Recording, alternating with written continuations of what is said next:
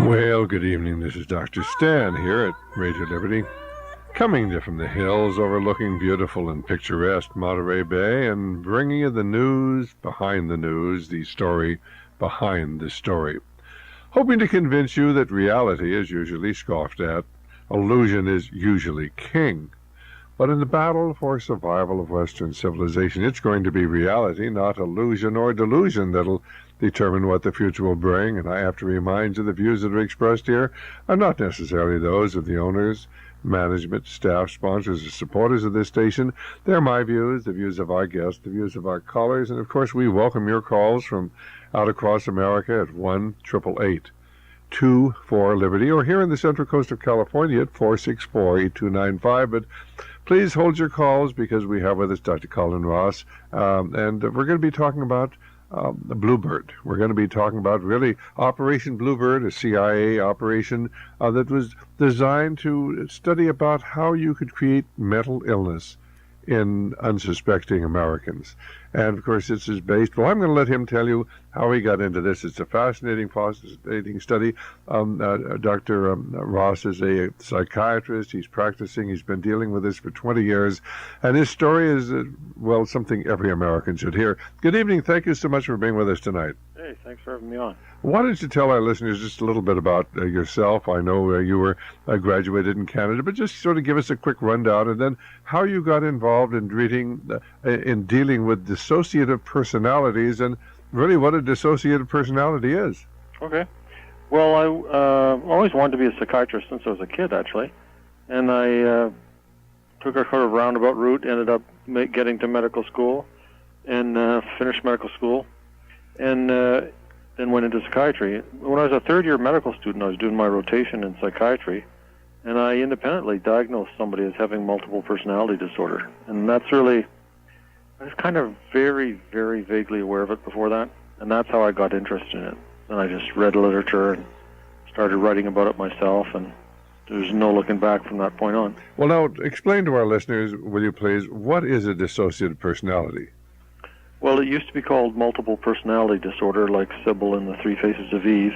And then in '94, the name was officially changed to dissociative identity disorder. Same thing, basically. Well, are these people with really two entirely different personalities?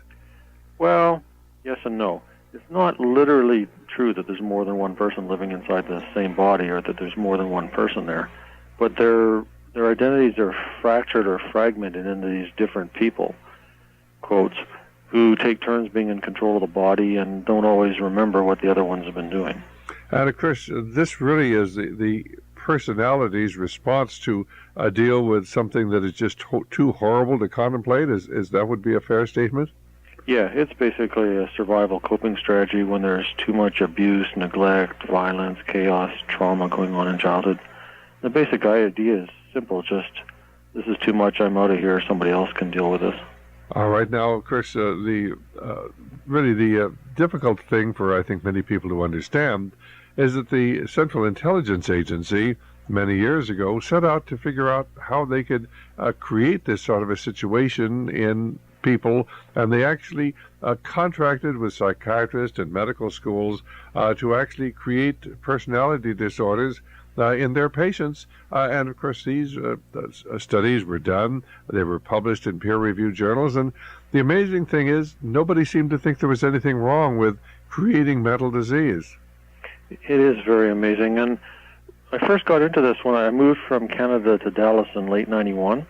And early in '92, some patients started telling me stories. And that one actually gave me some declassified documents about, as kids, being on bases or being in hospitals and having very odd scientific experiments done on them with EEG machines, LSD, physical spinning, memorization experiments, sensory deprivation, wearing strange goggles, and so on, all to create these new artificial identities, basically create an artificial multiple personality. And so, of course, I didn't know whether that was real or not real, or what to think of it, really. And I decided to start doing a whole lot of reading and research. And that's how I got into writing the book, Bluebird. Well, now, of course, a lot of this was based upon information you got from the Central Intelligence Agency and the Freedom of Information Act, isn't it? Yeah, I have around about 15,000 pages of documents from the CIA from Freedom of Information, and then I've got a whole cabinet full of papers, mostly from the 50s and 60s, that I photocopied from medical journals. In the medical journals, it really stops in the early 70s, but up until the early 70s, you can read all kinds of insane experiments, LSD experiments, electroshock, all kinds of unusual things. And it'll say at the bottom of the paper, funded by the Office of Naval Research or the Department of the Army or the Office of Naval Research. So I was able to document very extensive funding of all kinds of mind control experiments. And then they never quite had the gall to put in the medical journals that was funded by the CIA. But I got all of that from the Freedom of Information Act. Well, of course, the thing was that they were using hypnosis and drugs, and they were using electric shock, various types of trauma-based affairs to actually create mental illness in people just to see what would happen. What about the ethics of something like that? Well, there are no ethics. There's several angles I take on this. I'm basically not an anti-government or anti-CIA guy as such. I'm really a civilian psychiatrist. My focus is on psychiatry, mental illness, how to help patients, and the ethics of psychiatry. And this is basically an absolutely documented, systematic, pervasive violation of human rights and basic medical ethics by all the major leading medical schools, many of the grandfathers of psychiatry throughout the second half of the 20th century. So I was always told about, in the Soviet Union, they used psychiatry for political purposes, and they put people in jail when they're just political radicals, or put them in mental hospitals and pretend they're mentally ill, and we never do that there. It was a very holier-than-thou kind of attitude. But we, North American psychiatry, have done horrendous things to patients without really following them systematically to see the harm, without real informed consent, and really up to the level of Nazi atrocities. Well, didn't we actually bring some of the Nazi psychiatrists who'd done these macabre things in their concentration camps to America under Operation Paperclip and allow them to continue their studies here? Well, that's something I want to find out more about. What happened at the end of the Second World War is, as the war was winding down, a lot of the German scientists were being captured and put in camps and so on. And then immediately after the war, there was a big scramble between the Russians, French, British and Americans to get all these scientists and bring them back home. And the problem that the U.S. had was a lot of them were documented Nazi war criminals. So therefore the State Department wouldn't issue them visas. So they set up a series of programs, the most famous of which is Paperclip, to bring these people over, basically routing them around the State Department visa requirements. This included Wernher von Braun, the major figures in the NASA rocket team, medical doctors, all kinds of propulsion, ball bearing, film, aviation experts of all kinds. The only people who are missing from the documentation is the psychiatrists. And there had to have been psychiatrists in the group. So that's something I would like to see brought out in public and documented. No, I think, of course, they really don't want the American people to realize the crass indifference to humanity. Really, the Operation Paperclip, and for our listeners who don't know what it was, this was the symbol. If you were working in intelligence and you saw one of these files, and they always put a paperclip on it, that meant that they were to be passed over and brought into this country, ignoring their crimes against humanity under the Nazi regime. And right. Of course, it was felt that we need these people here because, after all, we're involved now in the war with the evil communists, and so we have to bring in these evil people to help us fight the evil communists. And of course, even if you bought that argument, which I don't exactly buy, the problem is, from a medical ethics point of view, these people come over to the country and then they massively violate basic medical ethics, and everybody looks the other way, doesn't comment, lets it slide by. That's what really makes me angry. Well, the thing is, it was not only the Nazis, but these were Americans. A lot of these were American psychiatrists trained in our schools with relativism, where a right and wrong there really is no right and no wrong. And so, some of the things in your book where you actually quote from the CIA files about these psychiatrists using electric shock just to see what would happen. When it really wasn't called for, or using excessive electric shock. That was and intentionally trying to destroy memory or destroy personalities. Well, they were very successful, and overusing really understates it. And Linda MacDonald, who's a very well-documented case from McGill University, which is in Montreal, which is basically the leading Canadian university and was the leading Canadian medical school and department of psychiatry. The head of the department, Ewan Cameron, was a CIA contractor. That's all documented. He was the guy who founded the World Psychiatric Association. He was president of the Canadian and American Psychiatric Associations. Very well-connected guy politically. And he was part of the team that went over and interviewed all of the Nazi doctors for the Nuremberg trials. And by the time Linda MacDonald arrived at his hospital in 1963, the CIA funding had dropped out and was picked up by the Canadian government. No, this was up in Canada. Yeah, in McGill. And because most of the CIA contracting was done in the United States, some in Canada, some overseas. The overseas was mostly under a program called MK Delta, and the U.S. and Canadian was under MK Ultra. But at any rate, Linda MacDonald came into the hospital, and under funding from the Canadian government, he gave her between... she was admitted in March, but the actual shock therapy started in May. Now, this was Dr. Cameron, of course, the psychiatrist, the prominent Canadian psychiatrist. Yeah, and he started from May to September. He gave her 102 shock treatments, each of which delivered 6 times the normal dose of electricity to her brain. On top of that, kept her asleep for weeks with drugs and played tape loops to her over and over and over and over and over. At the end of this period of time, she was incontinent of urine and feces, didn't know her name, didn't know where she was, didn't know what year it was, couldn't recognize her husband or her children. And she gradually, over a period of 3-6 months, got back her normal abilities and was able to function. But she didn't have any memory. Absolutely no memory from the time she was admitted to the hospital back to birth. From 1963 until the present, she hasn't recovered any of that memory at all. So this is just Nazi-level experiments to wipe out somebody's memory, done on contract to the CIA, obviously. Without the knowledge or consent of the individual.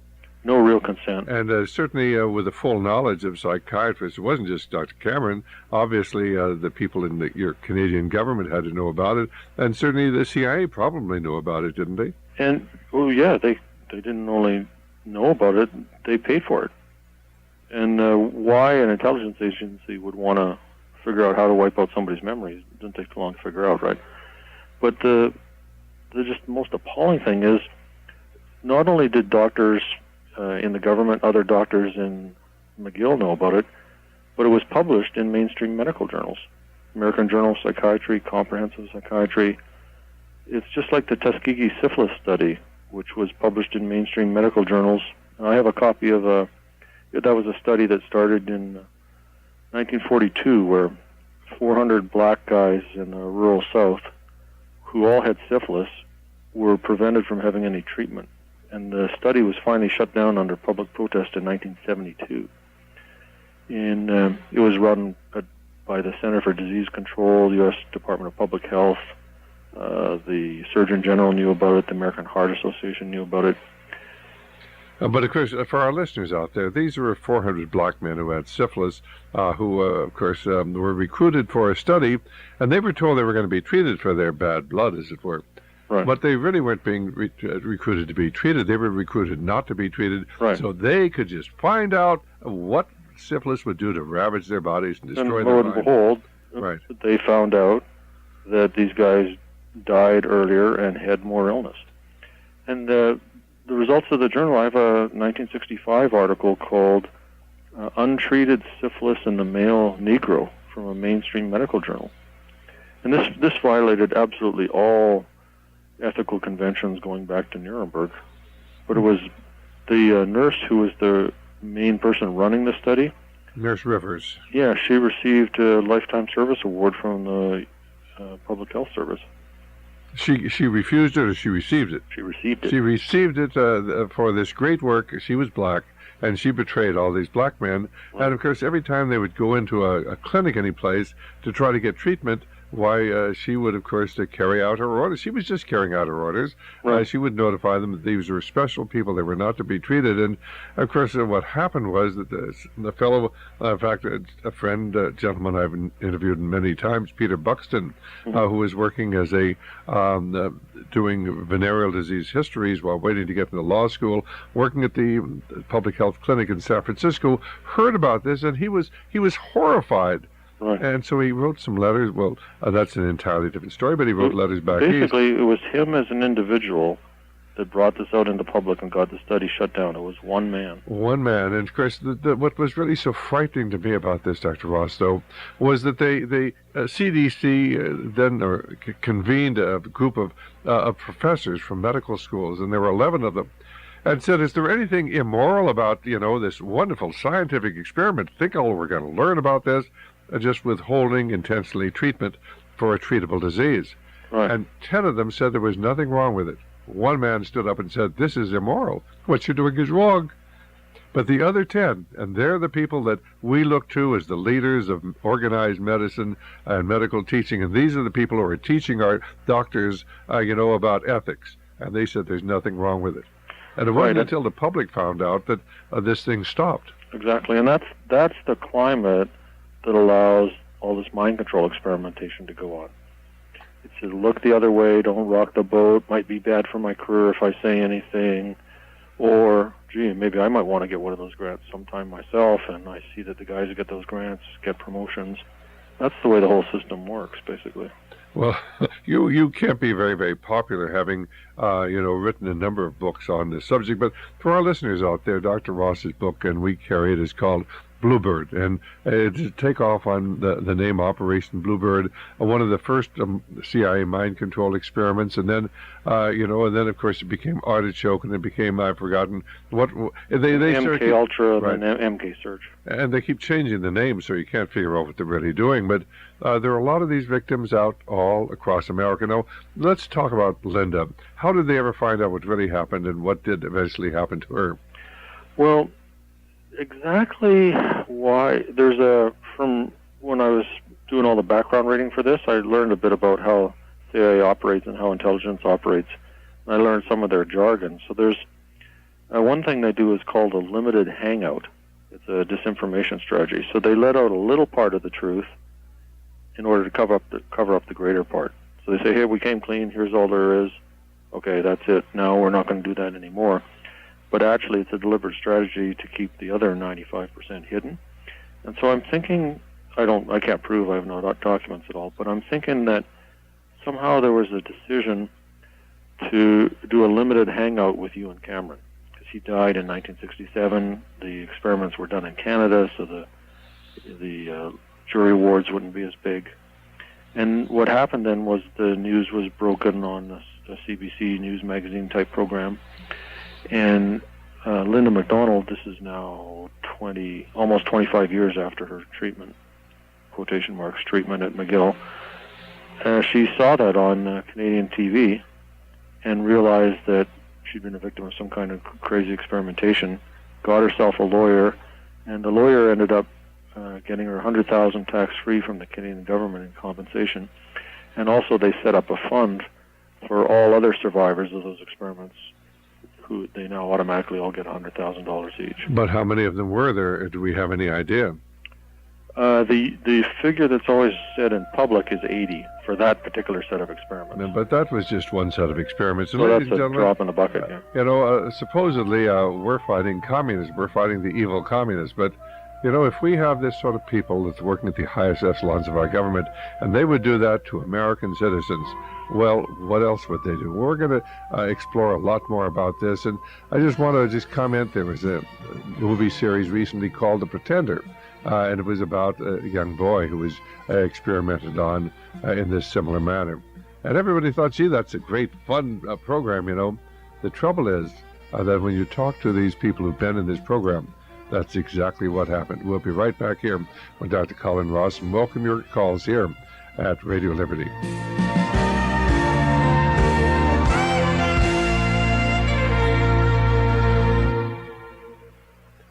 Well, this is Dr. Stan, and our guest this evening, Dr. Colin Ross. We're talking about the experiments, these macabre experiments that were done. Now, nobody in our government has ever been held responsible for this, and they simply. But the thing is, it's not simply even the CIA.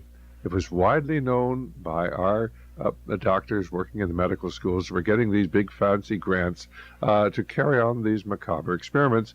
And they saw nothing morally wrong with them. And this is what happens when you have lost your concept of right and wrong, that there are absolutes, that there is a God, that we're answerable to a higher being for what we do.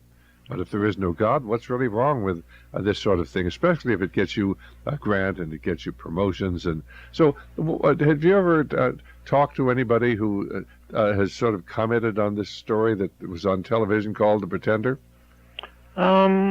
Like, you mean a government official or? No, I'm just talking to the people. I've talked to several people who've been in these various mind-controlled units, and they say, well, The Pretender, this, I don't know whether you ever saw the program. Yeah, I have seen it. Actually, the thing about The Pretender is it's a very mild version of reality. A very mild? What's in the documents is the declassified documents, obviously, are only the tip of the iceberg.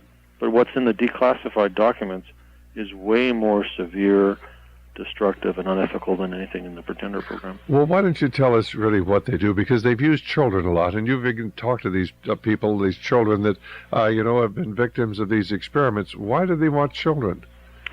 Well, you're starting to get out beyond the declassified documents now, but they do describe experimentation on children. And for instance, the Office of Naval Research funded a neurosurgeon at Yale, Jose Delgado, who published papers describing putting brain electrode implants in children as young as 11, and then using a remote transmitter box to stimulate those electrodes to control their behavior. He could get kids to sort of stare into space with a goofy expression on, fly into a rage, behave normally. And that's all absolutely documented, funded by the military. There's a very revered child psychiatrist named Loretta Bender, and her funding sources are not stated in her papers, but she had kids, this is in the 60s at Creedmoor State Hospital in New York, she had kids age 5 to 10 on street-level doses of LSD and psilocybin for days, weeks, months, and in some cases years at a time. No, these were children in a hospital for mentally defective children, or what? Yeah, psychiatric disorders. All right. And which would be mostly depression and attention deficit disorder, things like that. So they use these children for medical experiments without their permission, without permission of their parents, just to see what's going to happen. Right, based on really crazy, unscientific theories of how the brain works.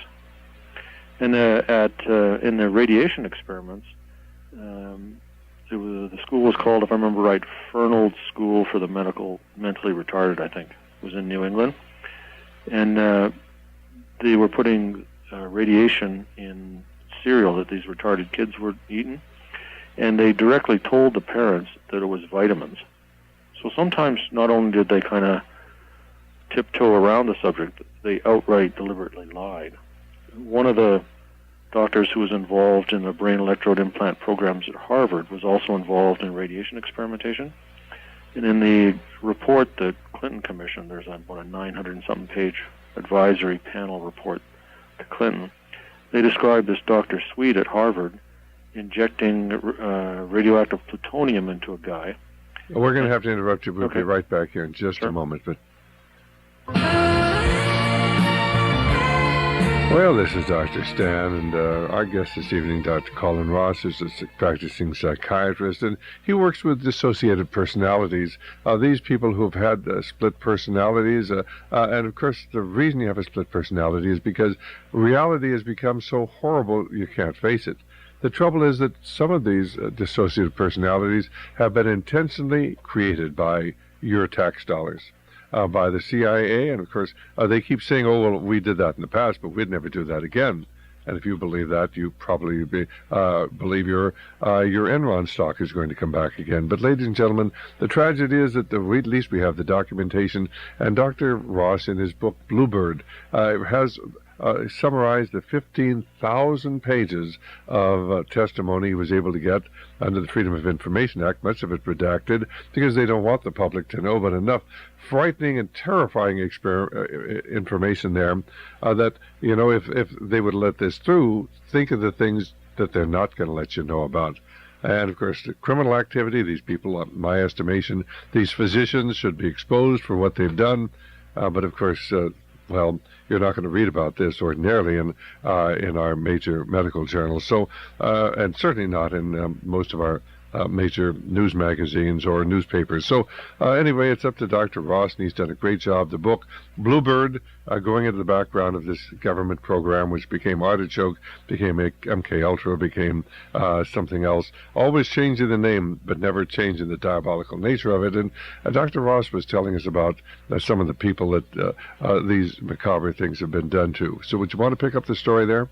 Sure. It was this Dr. William Sweet, who was part of the brain electrode team at Harvard that was funded by the Navy. He also was involved in these radiation experiments, so he injected plutonium into this guy who arrived at an emergency department in Harvard. Now, did the fellow know he was going to be given the plutonium? Well, this is where it comes down to lying, because William Sweet testified that everybody gave informed consent, but this one guy arrived unconscious. His identity wasn't known. He was injected with plutonium experimentally, and he died without regaining consciousness. So it just goes on and on and on and on. Well, dead men, that just goes to show you the truth of the fact that dead men tell no tales, and they can't even very well sue you for what you've done to them. Right. But of course, and then you commented that they were feeding cereal laced with plutonium to the children at these state hospitals, and telling the parents it was vitamins. And, of course, they knew that these were macabre experiments. And yet, of course, they did this. There were other experiments where they gave the children hepatitis, just to see what would happen, various types of hepatitis. And there is nothing is ever done for the violation of people's rights. Of course, up in Canada, apparently, they at least had the decency to pay some of these people. And I know that there's one case here. I think that it was maybe partly out of decency, but it took a lot of pressure, and I think the Canadian government was really boxed into that by the limited hangout strategy of the CIA. They bucked it and fought it and resisted it and downplayed it and set up commissions to downplay it for quite a few years before anybody got compensation. Well, here in the United States, we gave, I think, each one of the black men that we let to have the syphilis, and those that survived, were not killed by the syphilis. We gave them $10,000. No, not at first. No, I know, but eventually. Eventually, yeah, there was a class action suit. But what they got, the study started in 42. At the 25-year mark of the study, they all got a certificate from the Surgeon General of the United States thanking them for participation and a check for $25, $1 for each year of participation. Right. Yeah, down the line, of course, when this whole... But, of course, here, the victims of 9/11, why they're going to give them each $1 million, because that's with a promise that they won't sue the airlines or the Saudi Arabian or the Iraqi government for their involvement in that. But, they weren't quite as generous a few years ago. But then, of course, then a dollar was worth a lot more than it is today. Well, yeah, but it was $1 per year. I don't think the dollar was... No. I was speaking eventually. I think they eventually did get 10,000, didn't they?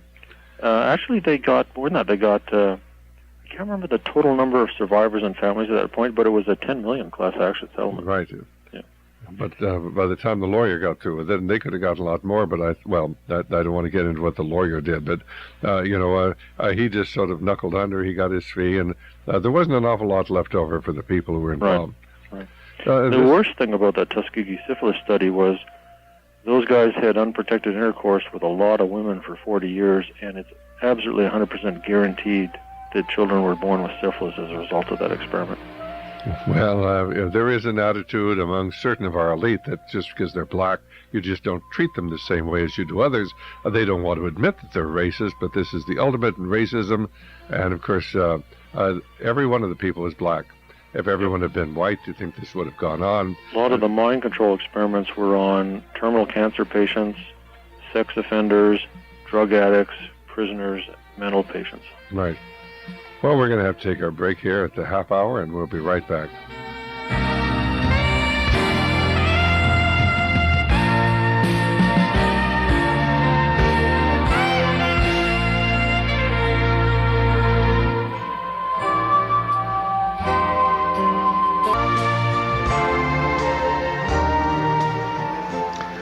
this is Dr. Stan back here, and our guest this evening is Dr. Colin Ross, and we're talking about his book, Bluebird. And Dr. Ross actually deals with a lot of people with dissociative personalities, and many of them, of course, had come to him and had started telling him these stories. And as he listened to these stories, I think when you first heard this, that these people claimed they'd been victims of mind control. Did you initially think they must have been just a little bit loony, that they all say that these were victims of a government mind control program? Yeah, basically I thought they were probably delusional, because I didn't have any knowledge of this. Right? Well, the average individual wouldn't. And No. for somebody had walked into my office and told me that, and I'd say, well, obviously this is just crazy. You need to see a psychiatrist, but you are the psychiatrist. That's right. Yeah. Well, the typical example you hear just in general in life, and you hear it from in psychiatry textbooks, and you hear it from your professors, is now you can tell somebody's insane for sure if they come and explain that they're a victim of CIA experiments or that the FBI is after them. Well, in 1970, I forget if it was 75 or 76, the General Counsel for the U.S. Army in Senate testimony released a list of 130 different compounds that the Army had tested in mind control experiments, which included LSD and BZ and many other different types of drugs. And they admitted at that time, the Army, to testing LSD on 1,500 different people. So obviously that's not all, that's the tip of the iceberg again. But if you take 1,500 people on LSD, and you multiply that by 130 different compounds, and you figure they didn't release the names of all the compounds, you're up in the hundreds of thousands of people who got at least one dose of LSD or some other drug in a mind control experiment. Now, only a minority of those people would have been recruited into really serious, complicated mind control programs. But the number of U.S. citizens who've been involved in at least one unethical mind control experiment is minimum in the hundreds of thousands in the second half of the 20th century. Well, let's get a little bit into some of the other things that you've certainly been dealing with. Now, one of the things that I've heard from, and I've talked to 4 different people who've told me that they had personally met Dr. Mengele. And for our listeners who don't know who Mengele is, he was the worst of all the Nazi doctors. He was known as the Angel of Death. He was the one who used to experiment on the children in the concentration camps. And I've got books written about him. And then, of course, he mysteriously disappears. And he fled to South America. That's what happened to him. And this is what we're told. And yet I've talked to, at least myself, personally 4 people who've told me independently, without ever prompting, that they knew Dr. Mengele. Now, and that met him sometimes, many times. Have you ever encountered anybody who claims that they had met this Nazi butcher? Yeah, I have actually. A small number of people like you. And again, initially you'd think, oh yeah, right, that's too much. These people must be insane. But it's an absolute documented fact that Klaus Barbie, who was called the Butcher of Lyon, he was a big Nazi atrocity guy. He was hidden and protected by the CIA. That's an absolutely documented fact. So, and the CIA and the military did bring all these other Nazi criminals over to the United States. So it's not really far-fetched that Goebbels could have been taken out somewhere and protected. No, for our listener who thinks that this really is far-fetched, we have a book called The Gestapo Chief, and based on the memoirs of the head of the Gestapo. And you know where he went? Of course, he went to Berkeley in California. He traveled around America. He was brought here, given a fancy government job, eventually died in 1983.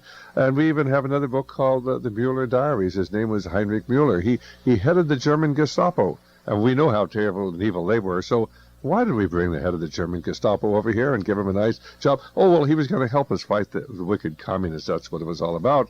And, of course, ladies and gentlemen, you have to understand that there are people who have a different sense of morality than the average individual. We carry that book, incidentally.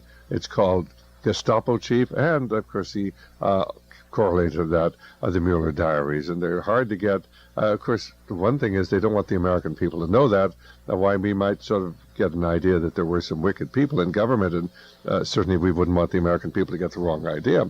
So, of course, as you deal with these people, can you help them? Can you help them to overcome these problems, these split personalities, as we refer to them as? Well, the people I work with clinically, they've basically developed 2, 3, 5, 10, 15 different characters inside.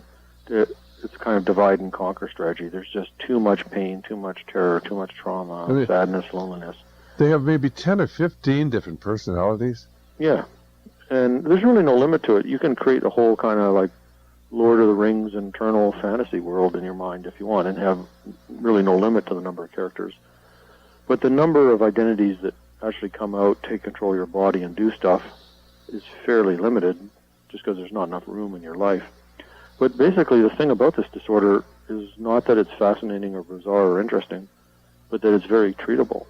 These people, not all of them, and nobody can cure all of anything in psychiatry, but these people, if they work real hard in therapy and they stick with it and they deal with all the pain and learn more healthy coping strategies, they can be integrated back into one person, and their anxiety symptoms, their depression, their substance abuse, all their other types of addictions, self-mutilation, depression, all of that settles down. It's amazing to see the level of recovery that's possible. Well, now, have you run into any of these people who claim that they're victims of satanic ritual abuse? Yeah, I actually wrote a book published in '95 called Satanic Ritual Abuse, Principles of Treatment, because hundreds of people like that were coming through my program, and there's all this controversy. Is it real, not real, real memories, false memories? Is it coming from reality or coming from the therapist's imagination? So I read the existing literature on that, which is really small, and wrote a book. Basic idea of the book was, here's how you do therapy so that what you're doing and your strategies don't depend on whether the memories are real or not. All right, fine. Well, of course, do you believe that there is such a thing as satanic ritual abuse? Well, that's kind of a funny question. Well, it's not a funny question. I think it's a very legitimate question. It's not amusing, but well, I'll explain what I mean by it's a funny question. It depends what you call satanic. If you call a very organized, widespread human sacrifice cult that's driven by a warped theology satanic, then we've got two examples. The Catholic Inquisition, which tortured and burned a minimum of hundreds of thousands, possibly millions of witches, in a very systematic, organized way based on a theology. The second example that we know is the Third Reich. Those guys were driven by this sort of bizarre Aryan supremacy, sort of Teutonic mythology set of beliefs. A lot of those leading Nazis thought that they were incarnations of great leaders from hundreds of years ago, and they practiced some elements of Satanism, and they had a lot of rituals and symbols, and they obviously sacrificed a lot of people. So this is just the way human beings behave. In other words, there's some people are very evil. Yeah. Now, do we have objective evidence that human sacrifice has been widely practiced in North America? No. But there's nothing about it that's beyond what we know of serial killers, Nazis, and the Inquisition.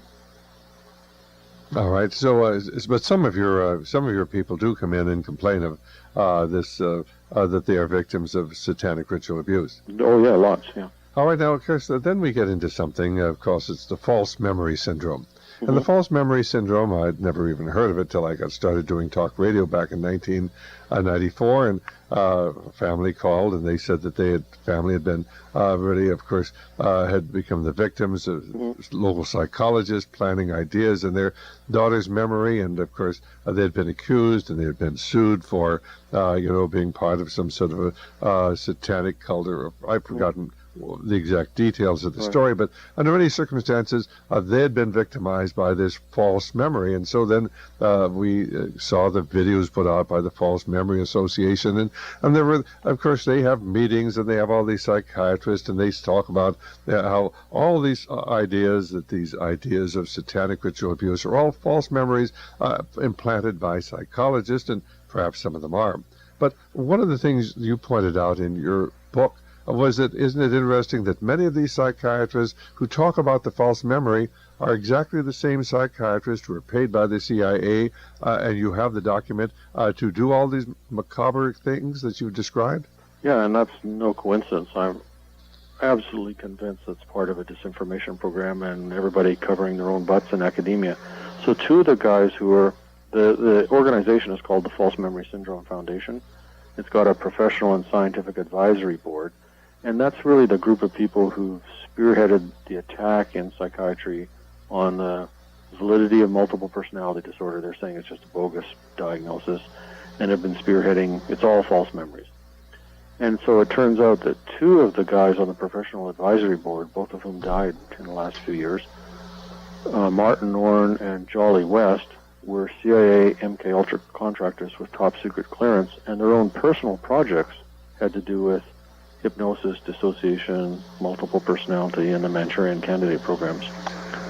All right, and I think that, so what you're basically saying is that the false memory syndrome movement was an effort to cover, the things that were done. Now, do you think that there actually have been some psychologists and their enthusiasm have implanted false memories in people? Definitely. Oh, yeah, I've testified in court cases that this is an example of a way out of control therapy that's implanted false memories of satanic ritual abuse and other kinds of false memories.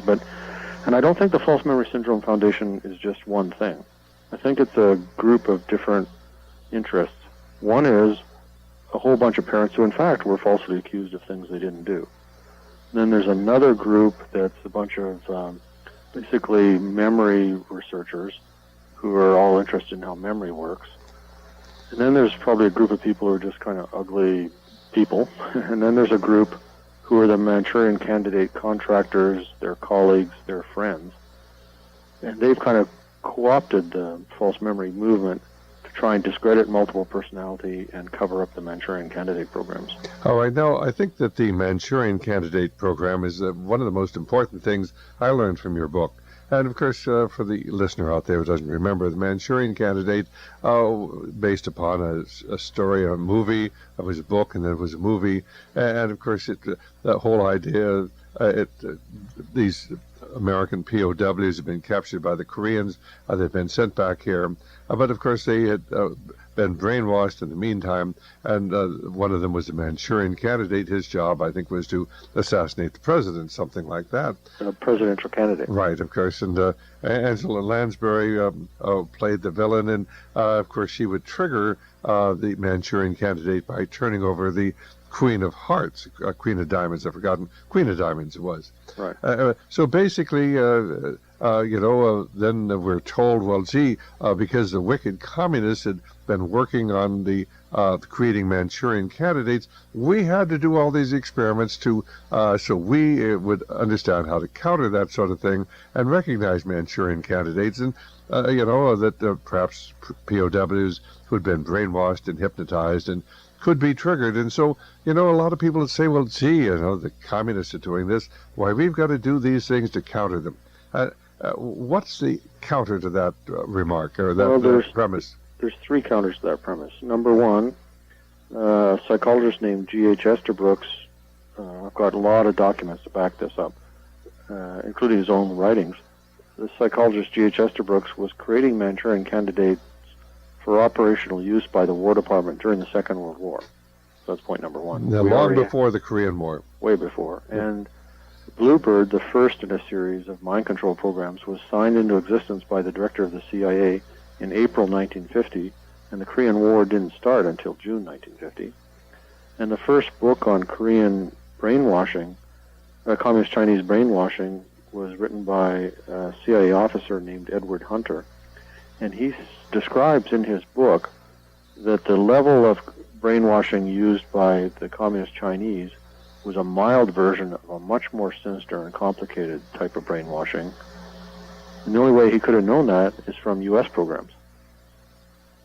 All right, friend, I actually have Edward Hunter's book. I didn't realize he was a CIA operative at the time, and I still have several copies of it. So it's these are the sort of things that I learned from talking to my guests, that I read Hunter's book many years ago on brainwashing.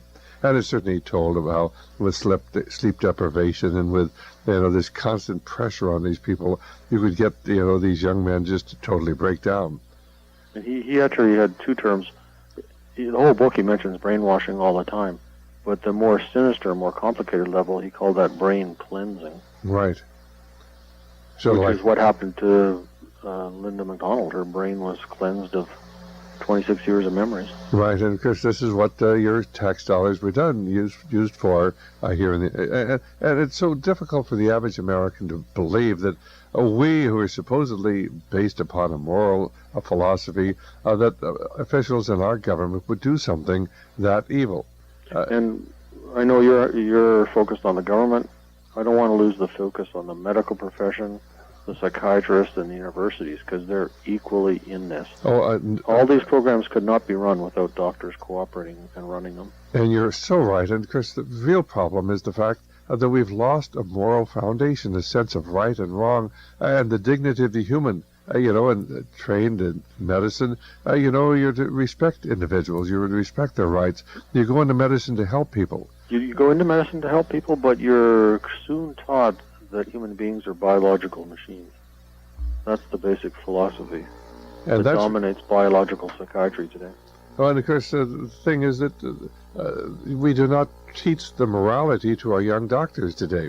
I still try to keep up with what goes on in my medical community, and there's no longer that wonderful spirit of medicine that was there when I was there and practiced for 40 years. This idealism, it seems to be, well, it just isn't there. And what they've done is they've destroyed medicine. It's no longer a profession, it's a business, and people are so busy looking over their shoulder and filling out government paperwork and worried about the government coming in and stealing everything they've ever had because they filled out a form wrong, and they can charge you with all these things and force you to confess to something you haven't done. And so we've really destroyed, but part of it is the medical school training, and then part of it is society itself that has repudiated these concepts of right and wrong, and everything is relative. We've got Mike calling in here. Hi, Mike. Did you have a question or comment? A couple things. Speaking of Harvard, I wonder if your guest knows anything about Richard Alpert. Richard Alpert. I believe that's where he was began. One of the early LSD guys who was a buddy of Leary's, right? Yeah, and he, I believe, if my memory serves me correctly, he was a professor at Harvard. All right. Did you have any questions at all? I just wondered if your guest knew anything about him. And the LSD experimentation was developed and funded by the CIA and the Army. So all those guys who were early LSD researchers were either directly or indirectly funded by the CIA and the military. Mm-hmm. The first major supplier of LSD in North America was Eli Lilly Company, the manufacturer of Prozac. They got a top-secret MK Ultra grant in 1953 for $400,000 to manufacture and supply LSD. So all of that Harvard LSD would have been CIA LSD. And of course, the other thing is, of course, they are also the ones that made the thimerosal, the mercury that has damaged so many children's brains. Anything else, Mike? Yeah, one more. Ken Kesey began his work, which led, of course, to the electric Kool-Aid acid tests in the mid-'60s. He was... Berg and a number of those other guys were turned on to LSD in LSD experiments run by psychiatrists funded by the CIA and the military. Documented fact. Mike, we're going to have to let you go. You're going to have to call another line because we got a terrible hum there, okay? Okay. Bye-bye. You can call back if you want to, but that was just a bad line. Anyway, of course, I remember Ken Kesey, One Flew Over the Cuckoo's Nest. And, of course, this whole idea of, using lobotomy. Now, did the CIA finance the studies in lobotomy, too? There's, in the Bluebird documents, there's a paragraph on one page called The Problem of Disposal of Subjects. And there's a discussion there about using lobotomy to dispose of mind control subjects. In other words, so that they would not be able to respond, that they would not be able to tell people their affect, their memory, everything would be destroyed? Right, exactly. One of the authors of The Three Faces of Eve, famous book on multiple personality, right. He described doing 200 lobotomies in a Georgia prison in one day. And he's got ties to a whole variety of MK Ultra mind control contractors. Well, now, why would they do something like that? Would they do that simply because they wanted to change the hostility of the patients, or they just do it to see what would happen? It's a mixture of all of the above. There's this kind of distorted, misguided, pseudoscientific idea that we're doing treatment. There's a sort of ghoulish, monster, mad scientist element to it. And then there's the CIA contractor side of it, all kind of mixed together. Now, why would the CIA be so interested in lobotomies, doing lobotomies on people? Well, it's just a way to neutralize somebody so they don't talk and tell.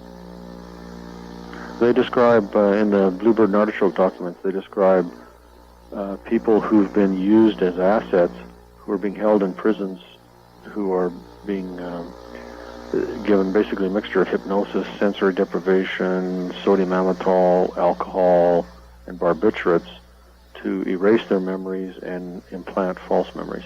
That's very clearly described in the documents. And they would actually then, intentionally create false memories in people of events that never happened. Right.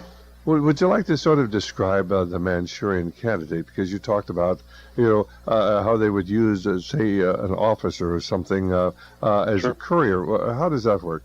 Well, the Manchurian Candidate is described, the actual sort of plot of the Manchurian Candidate movie is described exactly in Bluebird and Artichoke documents that came out half a decade before the movie.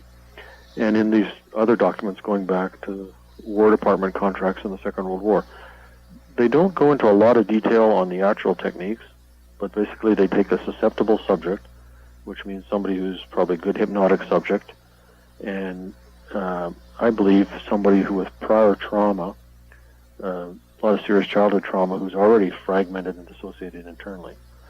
Then they use a variety of techniques that are in all the documents. That's hallucinogenic drugs, sensory deprivation, hypnosis, interrogation techniques, and so on.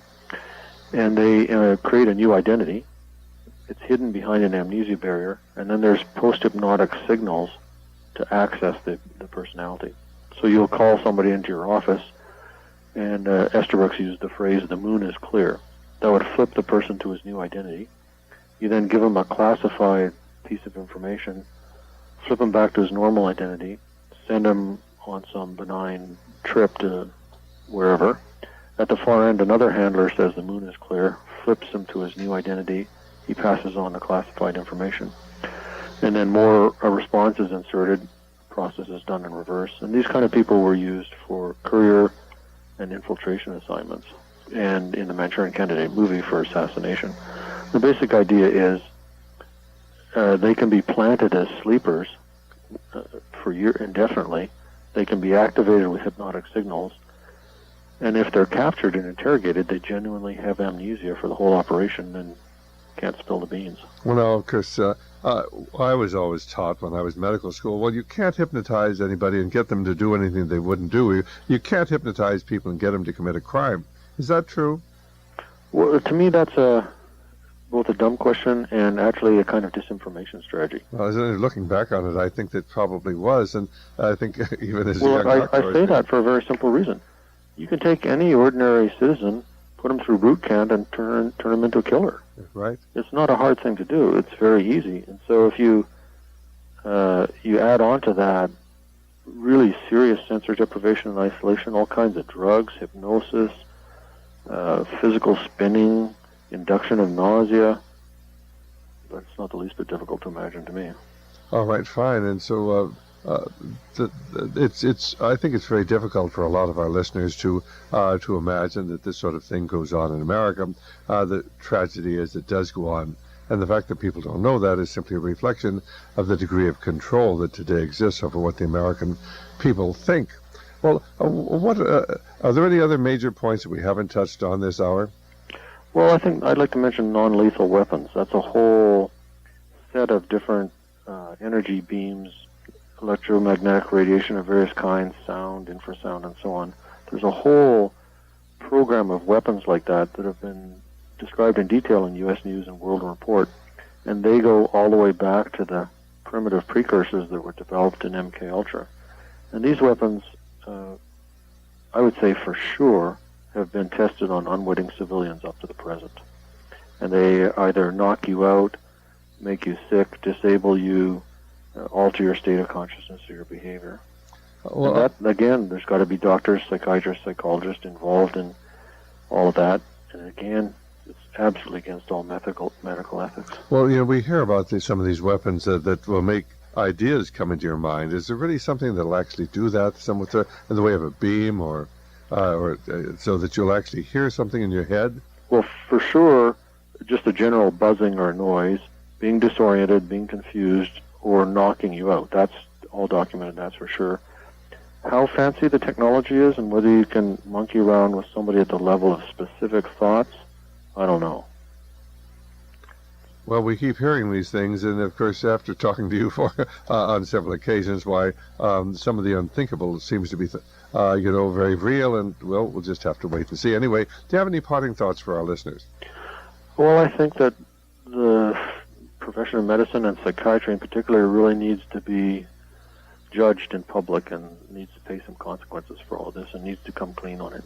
I agree with you totally. Thank you so much. Our guest has been Dr. Colin Ross. His book, Bluebird, if you'd like to know anything more about that, our telephone number, 1-800-544-8927. That's 1-800-5-HIV-WAR. Thank you so very much for being with us. My pleasure. Thanks. Good night. God bless Good night. you. Well, that was Dr. Colin Ross. I hope you enjoyed the program. Usually we can evaluate how people feel by whether we're getting calls. And, of course, Mike's always a regular caller, but we know we have many listeners all over the Northwest. And I hope you enjoyed the program, and that's why you didn't call. Because this is information you must understand. And the book goes into, of course, to Saran, the man who killed Bobby Kennedy. There's so much more in the book that we really just couldn't cover in 1 hour. But there are so many examples of thought control. What's the truth about the man who killed John Lennon? Was he a Manchurian candidate of some sort? And Dr. Ross addresses this and many, many other issues in his book, Bluebird. I recommend it because you have to understand what's gone on in the past to really understand what's taking place today. Well, this is the time when I certainly want to remind our listeners that Radio Liberty is listener-supported, and now more than ever before, we need your help to extend our coverage out across America with the news behind the news, the story behind the story, the information you're not going to get from other sources. So if you agree there's a problem and you'd like to become part of the Radio Liberty family and help us as we reach out 5 hours every day on radio and shortwave, internet, satellite, on our weekend program that goes to 35 stations, why, give us a call at 1-800-544-8927. That's 1-800-5-HIV-WAR. And, of course, we hope that you will definitely consider joining the Radio Liberty family. If not, perhaps just taking our newsletter. If you'd like a free copy of the newsletter, we'll be glad to send you one. Just give us a call at 1-800-544-8927. And then please go to our website at radioliberty.com, and you can listen to our programs there on the Internet. You can pull down our newsletters, the other things we've written. But please tell others about our programs. Tell them about our Internet site. Encourage them to listen. A lot of people don't want to hear the truth today, but your job is to tell them. As we're told in Ezekiel 3 and Ezekiel 33, that we are to be the watchmen. We're to be the watchman on the wall, trying to awaken people as to the truth of what's going on. And you're the one who has to be responsible. And if you don't tell people, of course, their blood is on your hands. If they ignore what you say, why, their blood is on their hands. Because we're involved in a spiritual battle for the survival of Western civilization, for the survival of Christian civilization. We're moving rapidly towards a new world order, a new world religion. We're moving rapidly towards World War III. We're moving rapidly towards the loss of freedom at home here in response to the terrorist threat. Well, we just simply ask you to pray for America, to pray for our boys going into battle, to pray for the civilians, to pray the war will be over quickly and with as little loss as possible, to pray for our leaders and our ministers, to pray for revival. And then, of course, please remember to pray for Radio Liberty, my ministry, for our provision and protection. And remember, in times like this, the words of our Lord, "Lo, I will be with you, always, even unto the end of the world." And that is what keeps me going until tomorrow. At the same time, Dr. Stan, good night, and may the Lord be with you.